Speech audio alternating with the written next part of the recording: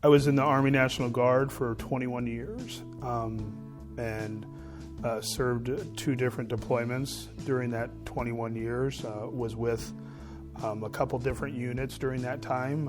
Finished with 1168 Trans Company out of Perry, Iowa. At the Kavanaugh House is where I'm a team director, and it's an inpatient unit. We often get those veterans that have served in, whether it's World War II or Korea or Vietnam, or even, sadly, some that have served in the Gulf Wars. But it kind of translates over to that, to knowing, kind of having that experience of knowing what some of those soldiers have gone through in the time of their deployments and the time of their activation. Yeah, one of the things we do at the Kavanaugh House is, if you're a veteran, we display a small little flag outside your room to signify that you're a veteran. We then, usually our volunteer coordinator will touch base with that patient and or family and ask, we usually have a small ceremony we do with them, and we kind of walk through what that ceremony looks like and get the okay from that veteran. And usually it consists of, we say a small prayer, for them, if that's okay, if we do that. And then we usually have a pin that we pin on their lapel. Usually has a nice saying with that, and then there's also a certificate of gratitude that we give them as well at the end. And then, at the Kavanaugh House, it's kind of cool because we sing, America the Beautiful together with them. It's usually a beautiful moment when we're singing that, and we've had even veterans saluting and singing with us, and normally sometimes those guys aren't even talking, and it's a beautiful moment when that happens. One of the big things is kind of knowing what they've gone through, and knowing that most of them don't like to talk about it. They don't like to talk about their experiences, and so we're able to gather some of those techniques that I know would work with me, in my experience, also to use that with to get some of those veterans to hopefully open up, and at the end of their life to talk about some of those experiences if they're willing to, because what we know is that's a big load off of them when they haven't been able to talk about those things, and now they can. One of the things is most servicemen are very humble. They go through training and through their whole career of really relying on each other to get a mission done, and so there's a lack of selfishness in most of those veterans. So the focus is never going to be on them. The focus is always on somebody else that they served with or had the pleasure of serving with. So one thing you have to understand is they're going to be very humble about their service. So with that said, we also want to make sure that we allow them that time and that space to open up about anything they want to talk about. And that just means not rushing them, not pressing them for their experience or their story, but really allowing them the time and space to do that on their own. If they want to share those stories, that's fine. If they don't want to share them, that's fine also. So it's just being patient and knowing that. Going hand in hand with that is veterans will often discount their service.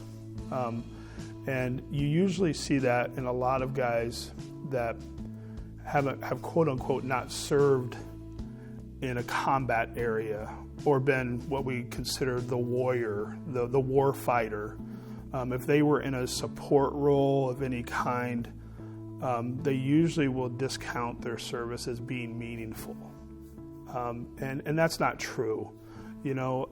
There's a lot of studies that have been done and shows that that PTSD still afflicts those guys that weren't in combat-related positions.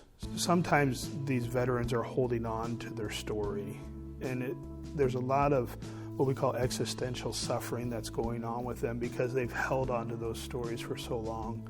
So one of the things you try to do is try to get them to open up about any story in their life, and usually sometimes with those veterans, it's those war stories that they're holding on to that they've never told anybody about. And what's amazing is when you give them some time and space and permission that it's okay, and usually sometimes we have veterans themselves that will come in and talk to those people, and sometimes they will open up to them a little bit more, and that you could just see the weight come off their shoulders when they're able to talk about those things.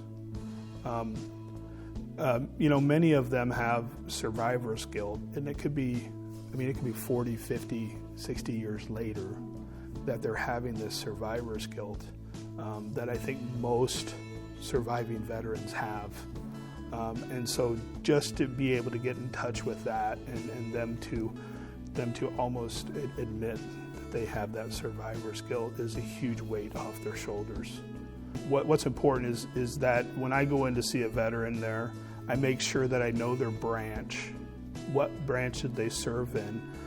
That means a lot to them when you know exactly what branch they served in.